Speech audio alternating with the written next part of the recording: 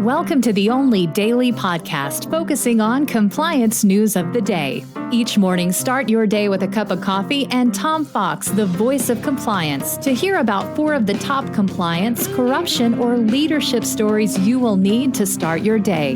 The Daily Compliance News is a production of the Compliance Podcast Network.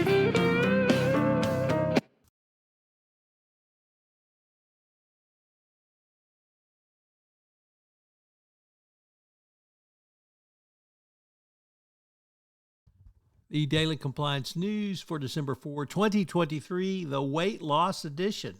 We'll begin with that story from The Guardian. Did you know that anti-corruption programs can actually decrease or increase weight loss? Well, apparently there's a lot of chat about the slimming down of the Chinese intelligentsia after a crackdown on widespread corruption.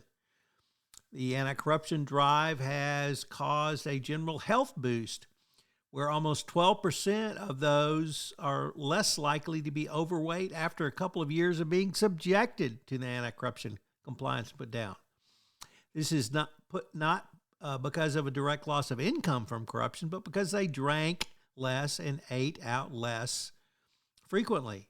There are even signs that fewer banquets meant more time for exercising. So, another benefit of anti-corruption programs. Next up, from the Financial Times, the winter season can often be a time of workplace romance. Well, does workplace romance have a place in workplace in 2023? In 2007, I married my wife, and we met at work. So at least in 2007, there was still workplace romance. But it appears that there is a income investment from workplace romances, according to the Financial Times, where when employees get together with their boss, it can boost their salary. And a report concluded a 9% income bump for. Next up, also for the holiday season, the Biden administration has announced a White House Council on Supply Chain Resilience. Perhaps not the most festive message, but investors are increasingly optimistic that with inflation in the rearview mirror, it's an effort that will pay off for the White House. What America needs, of course, is a high-level task force to deal with these problems, but also a bold attempt to improve the throughput of its shipping infrastructure.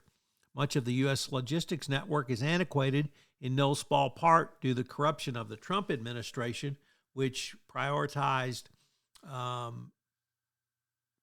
bad trade.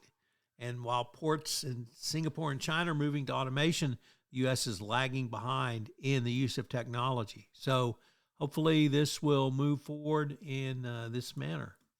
And our final story comes to us from the Wall Street Journal, Risk and Compliance Journal. David Smagala reporting that Mallinckrodt has managed to avoid a $40 million fine. They did this apparently through their superior compliance efforts in the face of their corruption.